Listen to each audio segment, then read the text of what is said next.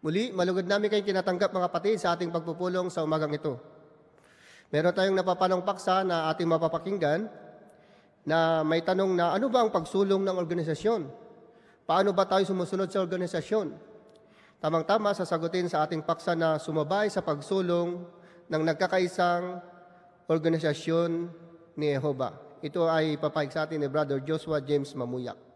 Bago po natin pasimulan mga kapatid yung ating pahayag para sa umaga pong ito, meron lamang po akong nais na ipakita na picture para sa inyo. Makikita po natin yung picture sa ating screen. Ano po yung inyong mapapansin dyan mga kapatid? Makikita natin na sila ay nagtatag of war. Mapapansin natin dun sa kabilang kupunan, sabay-sabay yung kanilang hila, di ba mga kapatid? Pero dun sa kabilang panig naman, ano yung mapapansin ninyo? Mapapansin nyo, parang iba-iba yata sila ng pinagkagawa, no? Yung iba papunta dun sa kalaban, yung iba nakaupo. Yan. At makikita natin dito na hindi sila nagkakaisa. Ano yung makapapansin natin dito mga kapatid? Makikita natin dito mga kapatid kung ano yung pagkakaiba ng organisado at ng hindi organisado. Yan. Napapansin natin dyan. Malalaman natin agad na yung iba, yung isa ay organisado at yung kabila ay hindi naman organisado. Maraming salamat po dun sa ating picture. At ang ating Diyos na Jehovah, mga kapatid, tinutukoy siya bilang isang organisadong Diyos. Ano ba yung meaning ng salitang organize? Yan. Alamin muna natin yung kahulugan ng salitang organized. Yung salitang organized, ayon kay Google, sinabi dito na siya ay arranged in a systematic way, especially on large scale. Yun pala yung meaning ng organized. Nakikita rin yung pagiging organisado, sabi dyan, especially on large scale.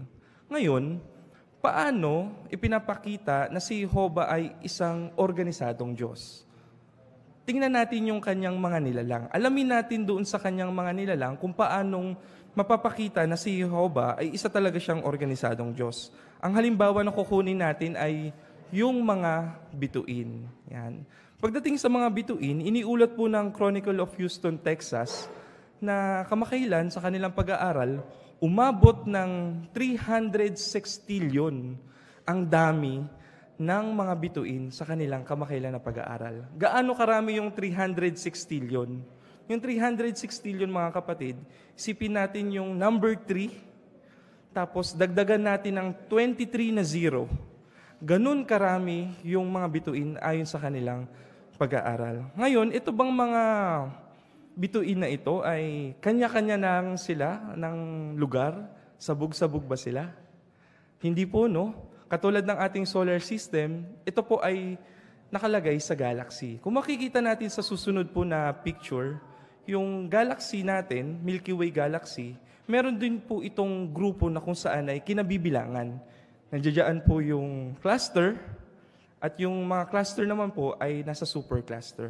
Isip-isipin natin mga kapatid kung paano inorganisa ng ating Diyos na Jehovah yung mga bituin na ito. At paano pa natin makikita na talagang ang Diyos na Jehovah ay organisado? Ang lahat ng mga bituin na ito ay tinatawag ng ating Diyos sa kanyang sari-sariling mga pangalan. Kaya ipinapakita nito mga kapatid na ang ating Diyos na Jehovah ay organisado pagdating sa kanyang mga nilalang na mga bituin. Maraming salamat po sa picture. Ano pa po yung mga halimbawa na kung saan nagpapakita na si Jehovah, organisado talaga siya? Nandiyan yung kanyang mga espiritong nilalang sa langit. Yung mga anghel sa langit ay sinasabi na sila ay tens of thousands o laksa-laksa sila. At sinasabi ng ulat na lahat daw po sila ay humaharap sa ating Diyos na Jehovah upang umawit ng papuri at patuloy na gumagawa ng kanyang kalooban. Paano makikita doon sa kanyang mga nilalang na yun na sila ay organisado? Yan. Sila po ay sabay-sabay daw po na umaawit. Maaari bang sabay-sabay na umawit yung mga nilalang na ito kung hindi sila organisado? Halimbawa, tayo po ngayon, mayroon tayong pagpupulong. Sa ganap na 8:00 po ng umaga, gaganapin natin yung pagpupulong natin. Sabay-sabay din tayong umaawit ng papuri sa ating Diyos na Jehovah. Meron tayong kaayusan. Kaya sa kanyang mga nilalang na espiritu sa langit, ganun din po. Kaya ipinapakita nito na kahit yung kanyang mga espiritong nilalang, sila din po ay organisado. Kaya napansin natin mga kapatid, nakita po natin na organisado yung mga espiritong nilalang, kahit na yung mga bituin sa langit. Kamusta naman kaya dito sa lupa? Yung kanyang makalupang organisasyon, organisado din po ba? Oo, napansin po ba natin yung ating mga pagpupulong? Sa ating mga pagpupulong, iba po ba yung pag-aaralan natin mamaya sa bantayan? Iba po ba yung mga pinag-aralan natin noong midweek doon sa mga kapatid natin sa ibang bansa? Hindi po, no? Bakit? Nakikita natin dito na sabay-sabay tayo, iisa lang yung ating sinusundan na pinag-aaralan, tinatalakay sa ating mga pagpupulong, at nagpapakita po ito ng pagiging organisado ni Jehovah pagdating din po sa kanyang makalupang Diyos. Kaya totoo yung sinasabi dun sa unang Korinto 14:40 na si Jehovah ay Diyos hindi ng kaguluhan kundi ng kapayapaan. Kaya kung yung organisasyon po ni Jehovah sa langit at sa lupa ay organisado, ang dalawang organisasyon po na po ito ay nagkakaisa din po sila. Saan naman sila nagkakaisa? Nagkakaisa sila sa paggawa ng kalooban ng ating Diyos na Jehovah. Paano yun?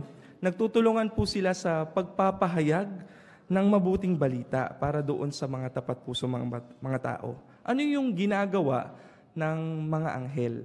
Yan. Tinitiyak po ng mga anghel na lahat ng mga gustong makarinig tungkol doon sa salita ng Diyos ay mapuntahan, makarinig sila. At tayo naman po, bilang mga tagasunod ng ating Panginoong Hesus dito sa lupa, tayo naman po yung nakikipag-usap at pumupunta doon sa mga tao para bigyan sila ng mensahe ng mabuting balita. Kaya mapapansin natin na tayo bilang isang kongregasyon, bilang miyembro ng kongregasyon, meron po tayong pribilehiyo para maging kamanggagawa ng mga anghel dito po sa napakalawak na gawain na ito na ginagawa natin sa ngayon. At dahil lahat po ng tao, dapat natin silang pangaralan, ipinapakita po ito na nangangahulugan na ito na yung mabuting balita, kailangan po siyang isalin sa napakaraming wika. Kaya ano po ba yung layunin ng ating Diyos na Jehovah sa pagkakataon na ito? Basahin natin ang unang teksto po natin doon sa Efeso 8:8 hanggang 10. 1:8 hanggang 10. Alamin natin dito mga kapatid kung ano yung layunin ng ating Diyos na Jehovah. Sabi dito sa 1:8 ng Efeso, sagana niyang ipinagkaloob sa atin ang kanyang walang kapantay na kabaitan kasama ang lahat ng karunungan at unawa. Ginawa niya ito nang ipaalam niya sa atin ang sagradong lihim ng kalooban niya. Ayon sa kanyang kagustuhan, ipinasya niya na maitatag ang isang administrasyon kapag natapos na ang panahong itinakda niya, para matipon ang lahat ng bagay sa Kristo, ang mga bagay sa langit at sa lupa. Nakita ba natin mga kapatid dito yung sinabi sa GIS, isang administrasyon. Ito po ay hindi tumutukoy sa isang gobyerno, isang pamamahala, pero sa isang pangangasiwa. Ano yung gagawin? Bakit may kailangang pangasiwaan? Sabi dito sa huli, para matipon yung lahat ng bagay sa Kristo. Ibig sabihin, meron palang titipunin. Ano yung naiisip nyo mga kapatid kapag sinabing tinitipon?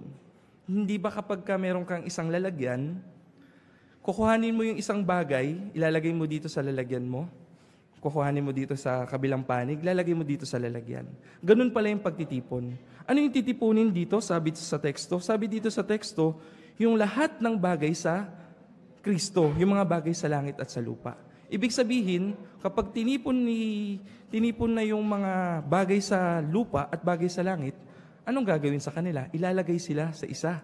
Ibig sabihin, ang layunin pala ng ating Diyos na Jehovah, pagkaisahin niya yung kanyang makalangit at makalupang organisasyon. Pag-iisahin niya. Kanino tumutukoy yung mga bagay sa langit? Yung mga bagay sa langit na ito ay tumutukoy ito doon sa mga mamamahalang kasama ni Kristo sa langit. At yung mga bagay naman po sa lupa na sinabi dito sa teksto ay doon naman po sa mga makakatawid sa Armageddon na maninirahan sa paraisong lupa. Kaya ito pala yung layunin ng ating Diyos na Jehovah. No? Gusto po pala niya na pagkaisahin yung kanyang dalawang organisasyon, yung langit at lupa. Ngayon, bilang individual, tayo po, ano naman yung maitutulong natin? Kasi nalaman natin ngayon na yun pala yung layunin ng Diyos. Paano naman natin matutulungan si Jehovah doon sa pagkakaisa na isinasagawa niya ngayon? Napakaganda po ng sinasabi nung Efeso 4:1-3. Alamin natin kung paano tayo makakatulong doon sa pagkakaisa na ginagawa ng ating Diyos na Jehovah. 4:1-3, sabi dito sa 4, kaya ako na isang bilanggo dahil sa Panginoon ay nakikiusap na mamuhay kayo gaya ng karapat-dapat sa mga tinawag ng Diyos. Tunay na mapagpakumbaba at mahinahon, matiisin na nagpapasyensya sa isa't isa dahil sa pag-ibig at pinagsisikapang mapanatili ang kapayapaan para maingatan ang pagkakaisang dulot ng Espiritu. Sa teksto, ano po yung napansin ninyo na mga magandang katangian na kailangan i-cultivate natin? Mapapansin nyo dyan, sinabi dyan yung tunay na mapagpakumbaba, mahinahon, matiisin at nagpapasyensya sa isa't isa dahil sa pag-ibig. Kung ang bawat miyembro ng kongregasyon bilang individual, tayong lahat ay merong mga katangian na ito, ano yung magiging resulta, mga kapatid? Nandoon din sa teksto, sa number 3. Sabi dyan, para maingatan ang pagkakaisang dulot ng Espiritu. Kapag meron pala tayong mga katangian na ito, mapapanatili natin yung kapayapaan, maiingatan natin yung pagkakaisa sa loob ng kongregasyon. Ngayon, paano natin ito ikakapit sa loob ng kongregasyon? Kuha tayo ng halimbawa, mga kapatid. Kunin natin dito yung sa number 2, sa pinakalas. Sabi dyan, na nagpapasyensya sa isa't isa dahil sa pag-ibig. Paano natin ito maikakapit sa ating kongregasyon? Ngayon, paano kung merong nakasakit sa'yo? Meron kang kapatid na nagkaroon kayo ng hindi pagkakaunawaan o hindi pagkakaintindihan. Ano yung gagawin mo kung gusto mong ikapit yung sinabi dito sa 4:2 na nagpapasyensya sa pag-ibig dahil sa pag-ibig? Yan. Ang gagawin natin kapag tayo ay nasaktan, tayo ay magpapatawad.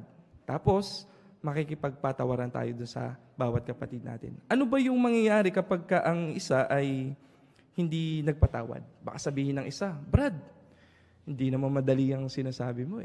Matindi yung ginawa niya sa akin na kasalanan. Talagang, baka hindi ko siya mapatawad. Ano ba yung mangyayari kapag ang isa na individual ay hindi siya nagpatawad?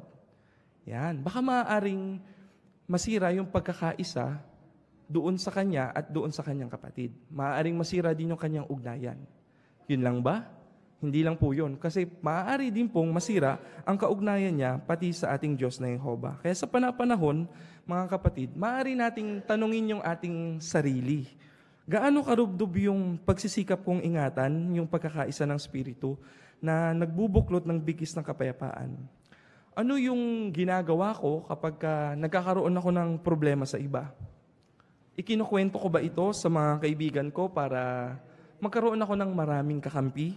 Inaasahan ko ba na elder yung lulutas ng hindi pagkakaunawaan sa halip na ako mismo yung makipagpayapaan? At kung alam kong may reklamo sa akin yung kapatid ko, iniiwasan ko ba siya para hindi namin pag-usapan yung problema? At kung ganyan yung ginagawa natin, ipinapakita ba natin talaga na nakikipagtulungan tayo sa layunin ni Jehovah na muling tipunin yung lahat ng bagay kay Kristo? Kaya lahat tayo, kasama po ako, maaari nating tanungin sa panapanahon yung ating sarili sa ganitong mga bagay. Kaya napansin natin, mga kapatid, no, doon sa Efeso 4:1-3, ito yung mga dapat po natin na gawin. Kung meron tayong dapat gawin, syempre, meron din tayong hindi dapat gawin. Ano yung hindi natin dapat gawin? Balik tayo dun sa teksto, mga kapatid. Efeso 4:2, sabi dyan, tunay na mapagpakumbaba. Ano yung hindi natin gagawin? Ano po ba yung opposite ng mapagpakumbaba? Yun, no?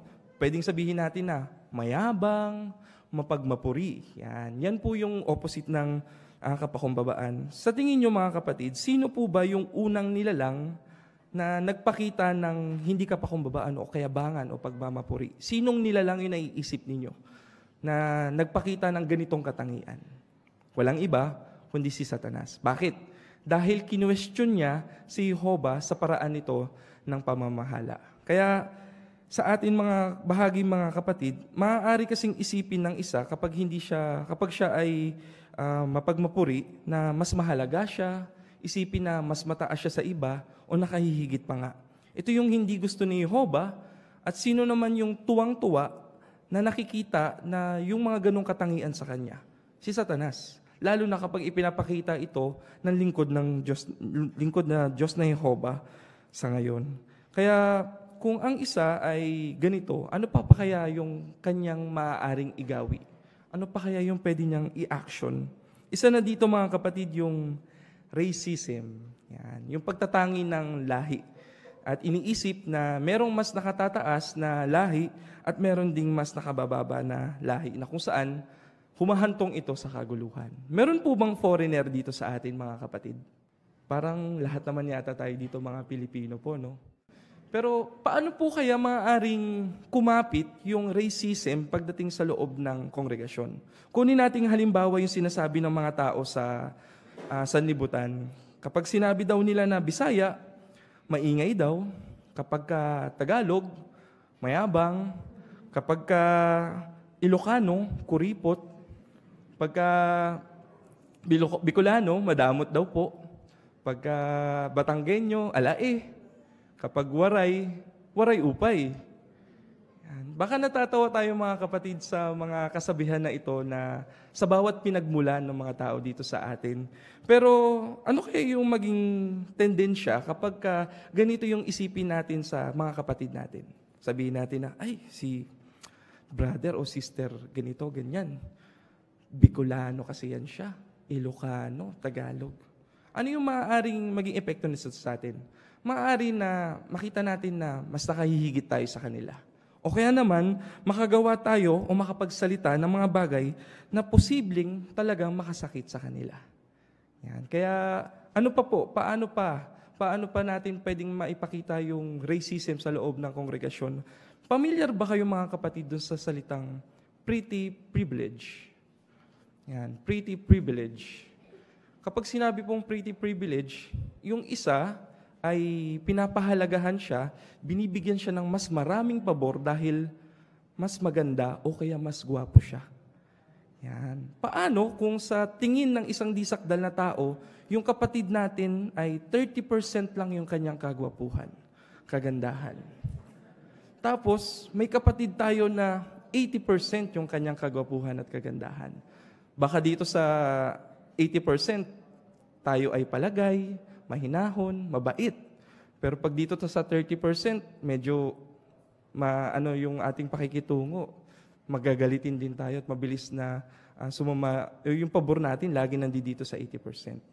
Baka mangyari ito sa atin mga kapatid. Ano yung punto natin dito mga kapatid? Iwasan natin yung mga ganitong kaisipan. Bakit? Ginagamit kasi ito ni Satanas para gumawa ng dibisyon sa loob ng kongregasyon. Ano ba yung layunin ng ating Diyos na Jehovah? Pagkaisahin niya tayo, di ba mga kapatid? Ngayon, matutulungan natin si Jehovah sa pagkakaisa na to kung hindi natin iisipin yung mga bagay na ito. Tandaan natin, walang mas nakahihigit, walang mas nakabababa, at hindi tayo bumabase sa itsura at pisikal na kaanyuan ng ating mga kapatid. Kaya kung gagawin natin ito, tunay na maiingatan natin ang pagkakaisa sa loob ng kongregasyon.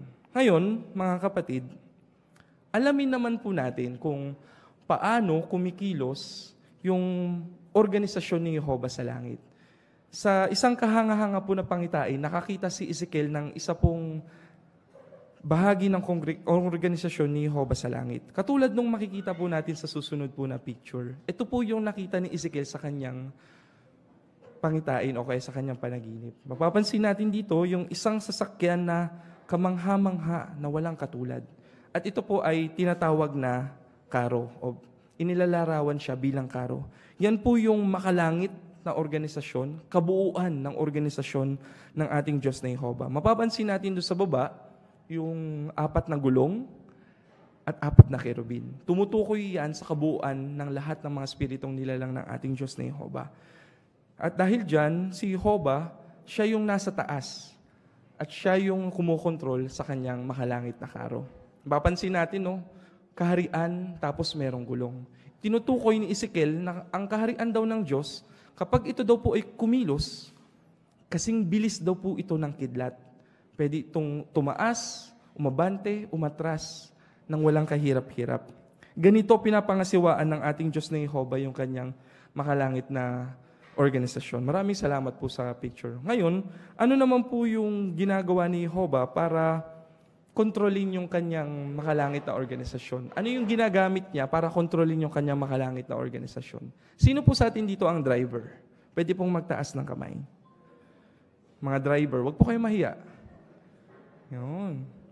Ano po yung ginagamit nyo para kontrolin yung sasakyan ninyo, mga kapatid? Yan, tama kayo, no? Yung manubela. Ano naman yung ginagamit ni Jehovah para kontrolin yung kanyang makalangit na karo? Basahin natin, mga kapatid. Ezekiel 1:20 hanggang 21. Ezekiel 1:20 hanggang 21. Sabi dito, pumupunta sila kung saan sila akayin ng Espiritu, saan man pumunta ang Espiritu. Ang mga gulong ay pumapaitaas din kasabay nila, dahil ang Espiritong nasa buhay ng mga nilalang ay nasa mga gulong din. Kapag umaalis sila, umaalis ang mga ito. At kapag humihinto sila, humihinto ang mga ito. At kapag pumapaitaas sila mula sa lupa, pumapaitaas din ang mga gulong kasabay nila. Dahil ang Espiritong nasa buhay ng mga nilalang ay nasa mga gulong din. Kaya ano yung ginagamit ni Jehovah para kontrolin yung kanyang organisasyon sa langit o yung karo?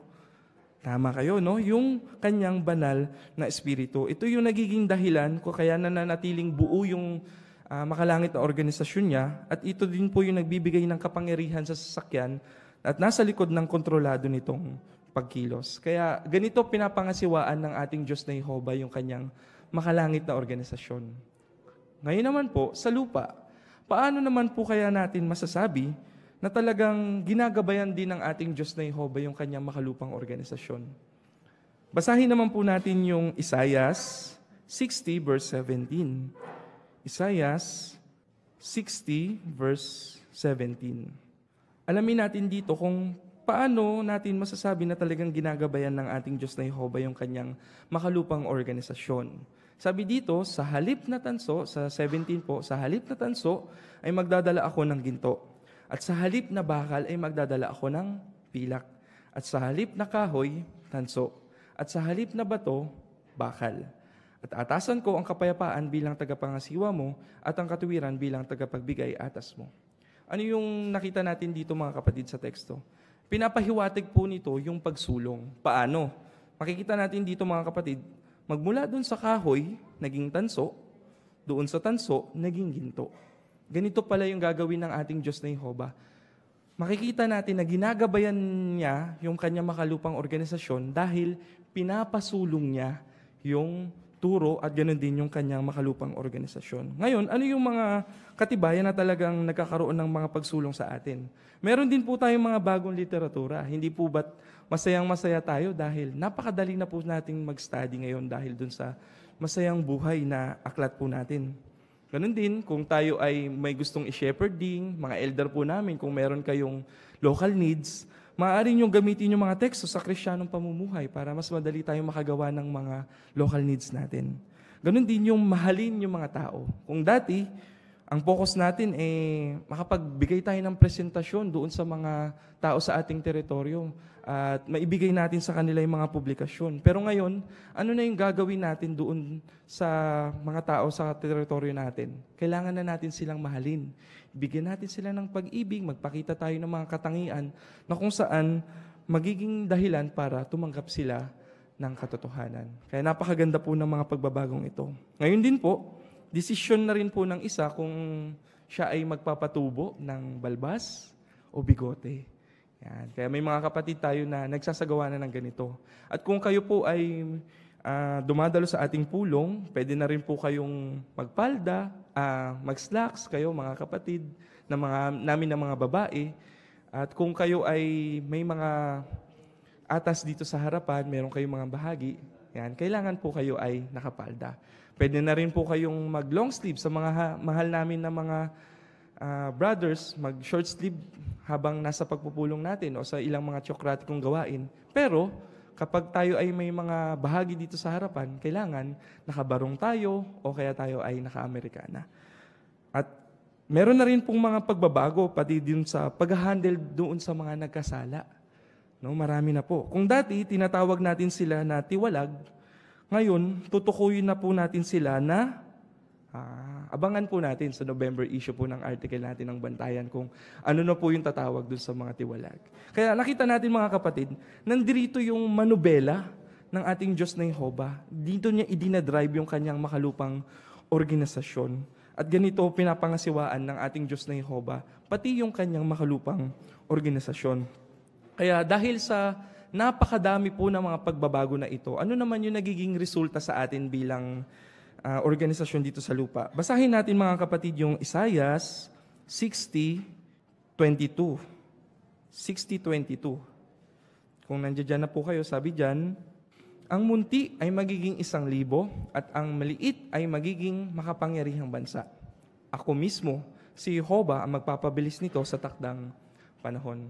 Kaya napapansin natin mga kapatid, yung magiging resulta nito, dadami at lalago yung mga saksi ni Jehovah sa buong organisasyon na dito sa lupa. Ayon doon sa ating pinakabagong ulat, ang updated po na mamamahayag natin sa buong mundo ay 8,816,562. Kung dati parang kaka 8 million lang natin, no?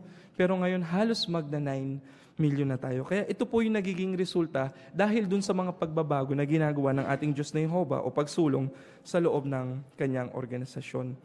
Kaya bagaman mga kapatid, yung kanyang makalupang organisasyon, yung mga miyembro nito ay hindi sakdal, yung mga tao na mga kapatid natin na nangangasiwa sa atin sa ngayon, makakabubuti po na mag-focus tayo doon sa kapayapaan at pagkakaisa ng ating kapatiran na maituturing po natin na himala sa ngayon. At sa ngayon po, kahit na nasa sistema tayo ni Satanas sa pagkakataong ito, nararanasan na natin yung kapayapaan, yung spiritual na kalagayan na ituturing ng mga tao sa panahon natin ngayon na himala. At malapit na po na mawala o mapuksa yung organisasyon ni Satanas. Iisa na lamang po ang magiging organisasyon sa langit at sa lupa. Ito po ay yung organisasyon ni Jehovah. At ano naman po yung ating magiging determinasyon para po sa umaga pong ito? Kung patuloy po na susulong yung organisasyon ng ating Diyos na Jehovah, kailangan sumabay tayo. Hindi tayo mauuna, hindi tayo mahuhuli. Kailangan sasabay tayo. Tandaan natin mga kapatid na hindi dumidepende sa atin yung kaharian ng Diyos, kundi tayo ang dedepende sa kaharian ni Jehovah. Kaya maaari nating tanungin yung ating sarili mga kapatid. Talaga bang nakakasabay ako sa organisasyon ng ating Diyos na Jehovah? Kaya katulad ng makikita natin sa susunod na mga picture mga kapatid, kung ang isang gadget, isang computer app, o kaya yung mga ginagamit natin ito ay outdated. Paano kung hindi na natin ito na-update? Maaari itong bumagal, hindi na natin ito magagamit ng maayos. Anong gagawin natin? Kailangan natin na i-update ito. Connect tayo sa internet, yan, i-download natin yung update, at ganun din i-install. Kaya sa katulad na paraan, mga kapatid, ganun din tayo. Kung hindi tayo updated doon sa mga tagubilin, ganun din sa mga turo, baka hindi na natin alam kung ano yung mga susunod na instruction ng ating Diyos na Jehovah. Kaya ano yung gagawin natin? Palagi tayong dumalo sa ating mga pagpupulong para ma-download natin yung mga bagong instruction at mga tagubilin at mai-apply natin ito. At para lagi tayong updated. Maraming salamat po sa picture. Kaya ano yung determinasyon natin mga kapatid? Determinasyon natin na sumabay sa sumusulong at nagkakaisang organisasyon ni Jehovah, hindi lang sa ngayon, kundi magpakailanman. Maraming salamat po at magandang umaga.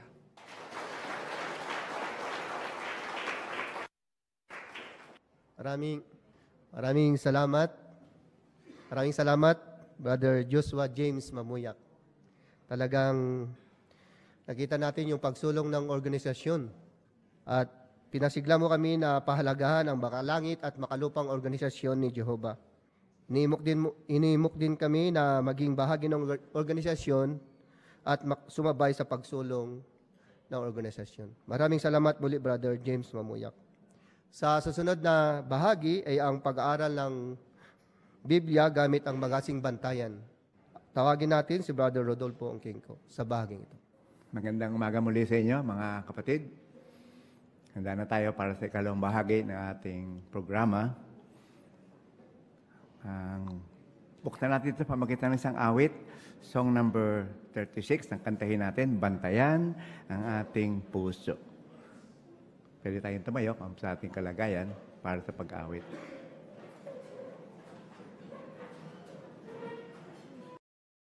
Aralin Artikulo 30 ang ating pag-aaralan sa umagang ito. Ang paksa niya, mga aral mula sa mga hari ng Israel. Bata ito sa Malakias 3:18, muli ninyong makikita ang pagkakaiba ng matuwid at ng masama at ng naglilingkod sa Diyos at hindi naglilingkod sa Kanya. Ano mga asahan natin dito? Meron binanggit dito, matututuhan natin kung paano makakatulong ang mga mabuti at masamang halimbawa ng mga hari ng Israel para malaman natin kung ano ang tinitingnan ni Jehovah sa mga lingkod niya sa ngayon. Makaka-relate dito yung mga binata, dalaga na naghahanap ng mapapangasawa. Makaka-relate dito mga magulang. Makaka-relate dito mga kapatid na nahinto na sa paglilingkod. Maging bago lang nahinto, na inactive o yung matagal ng mga inactive. Ano? Ilan lang ito sa mari nating matutunan sa ating pag-aaral sa ngayon. At sa pagkatapos ng pag-aaral, gusto natin sagutin yung 3 tanong na binanggit sa review. So, tayo handa na sa ating pag-aaral. Hilingin natin si Brother Mario Relox para basahin sa atin yung unang 2 paragraph. Sinasabi sa Biblia ang pangalan ng mahigit 40 lalaki na naging hari ng Israel. Diretsahan ding sinabi dito ang ilan sa mga ginawa nila. Halimbawa, may mabubuting hari na nakagawa ng masama. Isa na dyan si Haring David. Sinabi ni Jehovah, sumunod sa akin ng kanyang buong puso ang lingkod kong si David. Lagi niyang ginagawa kung ano ang tama sa paningin ko. Pero alam nating nakagawa ng imoralidad si David sa isang babaeng may asawa at nagpakanang ipapatay ang asawa nito sa digmaan. Sinabi rin sa Biblia ang ilan sa mabubuting bagay na ginawa ng di tapat na mga hari. Isa dyan si Rehoboam. Sa paningin ni Jehovah, ginawa rin ng haring ito ang masama. Pero may nagawa ring mabuti si Rehoboam. Sumunod siya ng utusan siya ni Jehovah na huwag makipaglaban sa 10 tribo ng Israel at hayaan silang pumili ng ibang hari. Ginawa rin niyang matibay ang mga lungsod sa kaharian niya para maprotektahan ang bayan ng Diyos mula sa mga kaaway nito. Tanong sa paragraph 1 and 2, anong sinasabi ng Biblia tungkol sa ilang hari ng Israel? Pwedeng sagutin ng tuwirang sagot lang muna. Sister Homok, Jennifer. Na meron pong mabubuting hari na nakagawa ng mga masasama po. Tapos, tama yun, ano? At meron din namang Sister Loreto. Salamat, Sister Homok, sa tuwirang sagot. Meron din naman pong mabubuting bagay naman na ginawa yung mga di tapat na mga hari. Okay. So, example natin. Sino yung 2 example natin na mabuting hari pero may nagawang masama? Sister Canuto. Si Haring David. Okay. At saka sino pa isa? Sige, Brother JS. Si Haring Jeroboam po. Okay. Tapos, sino naman yung 2 hari na binanggit na masama, hindi tapat, pero gumawa rin ng mabuti? Pangalan, mga kapatid. Brother Domingo, pakisuyo. Si Rehoboam binanggit na hindi tapat na hari yun, pero gumawa na ng mabuti sa harap ni Jehovah. Katulad binanggit dito na sumunod siya kay Jehovah doon sa utos niya na huwag makipaglaban sa 10 tribo ng Israel. At ginawa rin niya yung matibay ang lungsod sa kaharian para maprotektahan ang bayan ng Diyos. Kaya meron din siyang mabuting ginawa. Okay, tama, no? Sige, isa lang yata example, ano? Gahanap ako ng isa pa yan, kaya pala na sumasagot eh. Mamaya pa pala yan, na-advance. Paragraph 3 tayo, mga kapatid. Magandang pag-isipan ang tanong na ito. Kung parehong gumawa ng mabuti at masama ang mga hari ng Israel, bakit itinuring ni Jehovah na tapat ang ilan at hindi naman ang iba? Tutulong sa atin ang sagot sa tanong na iyan para malaman kung ano ang tinitingnan ni Jehovah sa atin. Tatalakayin natin ang 3 bagay na naging basehan ni Jehovah kaya niya nasabing mabuti o masama ang isang hari. Ang puso niya, pagsisisi at paninindigan sa tunay na pagsamba. Binanggit nga pala sa footnote, natalakay natin ay mga hari ng Israel, yung lahat, both sides, yung dalawang kaharian, saka yung 10 tribe kingdom, at saka yung kabuuan ng 12 Israel. Okay. So, tingnan natin ngayon yung tanong dito sa 3, Anong tanong ang magandang pag-isipan natin? At anong tatalakayin sa artikulong ito? Unang bahagi lang muna. Sister Carlos, pakisuyo. Kung parehong gumawa ng mabuti at masama ang mga hari ng Israel, bakit itinuring ni Jehovah na tapat ang ilan at hindi naman ang iba? Di ba? Bakit gano'n? Yan ang bantayan natin, mga kapatid. Anong kahalagahan yan sa atin? Ba't natin gustong bantayan yan? Anong matutulong sa atin yan? Sister Prasyungkula. Tutulungan po tayo nito na malaman kung ano yung tinitignan ni Jehovah sa atin po.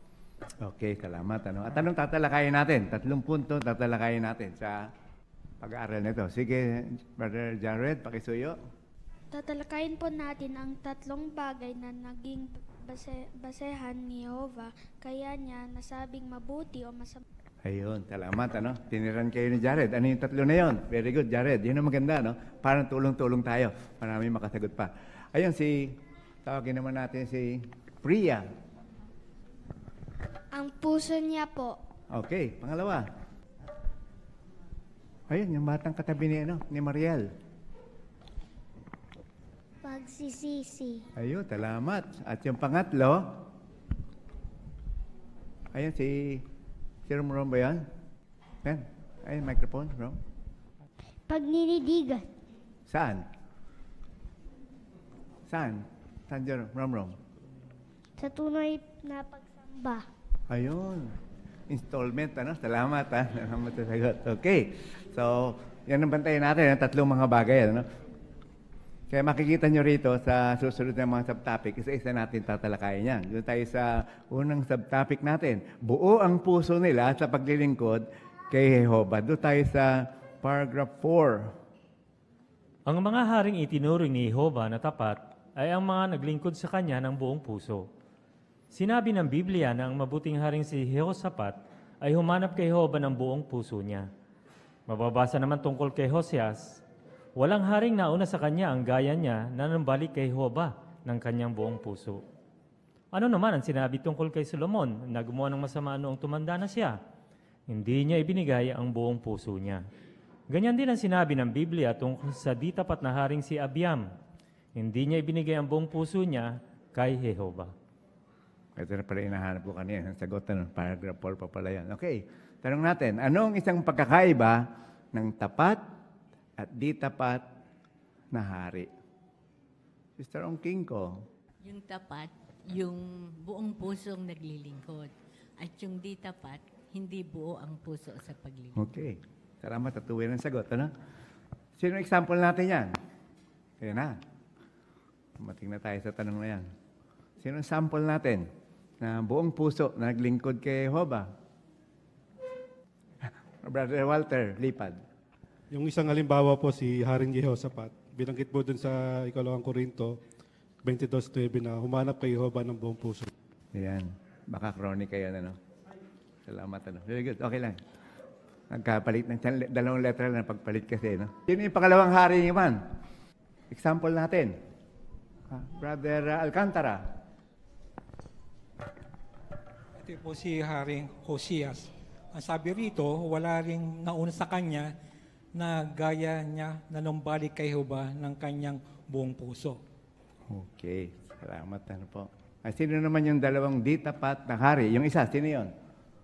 Brother J.R. Homok. Isa po si Solomon. Nung tumanda na siya, gumawa siya ng masama. Kasi binanggit ng unang hari 11:4, hindi niya ibinigay ang buong puso niya. Yun. Nakita niya yung Jehovah yun, Mahalaga sa kanya yun. At yung ikalawang example natin, Sister Jael, Felicitas. Si Haring Abiam naman po, binanggit po sa unang hari 15:3 na hindi niya tinularan yung mga ninuno niyang si David. Sa halip ginawa niya yung kasalanan na ginawa ng kanyang ama. Kapatid niya, particular si Jehovah, kung naglilingkod ay buong puso o hati ang puso. Kaya mahalaga yan, titingnan natin. Okay, magpatuloy na tayo mga kapatid. Ano? Dito na tayo sa paragraph 5. Paano nga ba masasabing buo ang puso ng isang paglilingkod kay Jehovah? Masasabing buo ang puso ng isa sa paglilingkod kung ginagawa niya iyon dahil mahal na mahal niya at nirerespeto si Jehovah. At hindi lang yan, at hindi lang dahil iyon sa kailangan niyang gawin. Patuloy rin niyang ipinapakita ang pagmamahal at respetong ito sa buong buhay niya. Okay, tanong natin dito sa, babasahin natin muna. Sa 5 pa lang muna. Anong ibig sabihin, kasi sabi, titingnan yung buong puso, no? Anong ibig sabihin ng paglilingkod kay Jehovah ng buong puso? Kaya si Pauline, tawagin natin, Holy Fairness, Masasabing buo ang puso ng isa sa paglilingkod kung ginagawa niya iyon dahil mahal na mahal niya at nirerespeto si Jehovah at hindi lang dahil sa iyon ang kailangan niyang gawin. Okay.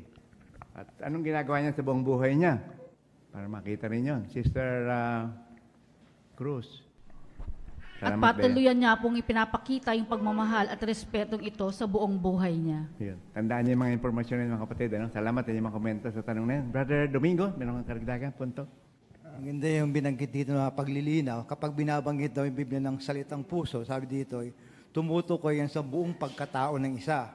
Kasama ng kagustuhan, iniisip, pananaw, ugali, kakayahan, motibo at tunguhin niya. Kaya buong buhay niya talaga yung paglilingkod, yung pagmamahal niya kay Jehovah. Kaya gawin niya lahat para paglingkodan si Jehovah. Yan. Kaya pag tinitingnan yung buong record niya, mas marami yung paglilingkod na buong puso kaysa rin sa mga meron. Salamat sa pagdidiin na yan. Punta tayo sa paragraph 6. Paano natin matutularan ang tapat na mga hari at mapanatiling buo ang puso natin? Magagawa natin yan kung iiwasan natin ang masasamang impluensya. Halimbawa, pwedeng makaapekto sa puso natin ang questionabling mga libangan. Dapat din nating piliing mabuti ang mga kaibigan natin kasi pwede nila tayong maimpluensyahan na maging materialistiko. Kapag napansin mong nababawasan na ang pag-ibig mo kay Jehovah dahil sa isang bagay, gawin ang buong makakaya mo para iwasan o alisin iyon. Babasahin natin ang teksto, Kawikaan 4:23, tapos Mateo 5:29-30. Sino gusto bumasa? Tawag tayo na isa. Sige, Sister Siluk. Babasahin natin Siluk. Ayan. Timulan natin. Sa lahat ng dapat mong ingatan mo ang iyong puso dahil dito na nagmumula ang bukal ng buhay. Okay. Salamat, Siluk. Ano? Tapos yung ikalawa naman, pakibasa. Sinong tagtaas ng kamay, tinawag? Sige, Brother Ace, Zamora. Kaya kung nagkasala ka dahil sa kanang mata mo, dukutin mo ito at itapon. Dahil mas mabuti pang mawala ang isang parte ng katawan mo kaysa ihagis ng buong katawan mo sa Gehenna. Gayon din, kung nagkasala ka dahil sa kanang kamay mo, putulin mo ito at itapon. Dahil mas mabuti pang mawala ang isang parte ng katawan mo kaysa mapunta ang buong katawan mo sa Gehenna. Kukuha ka ng kutsilyo, ang tabak. Ito palagi yung tuturo sa akin. Ibig sabihin, no? Tingnan natin. Paano natin mapapanatiling buo ang puso natin? Ano yung isang direktang sagot doon? Sister Helen de Asis? Magawa natin to sa pamagitan na pag-iwas sa masamang impluensya. Ayun, okay. Salamat po. Yun ang tuwid ng sagot, ano? So, anong example nun ng masamang impluensya? Yan ang kasi sisira ng pagbuong pusong paglilingkod eh. Sister Jemel Aguilar? Una po yung pag-iwas sa mga questionabling libangan po. Okay.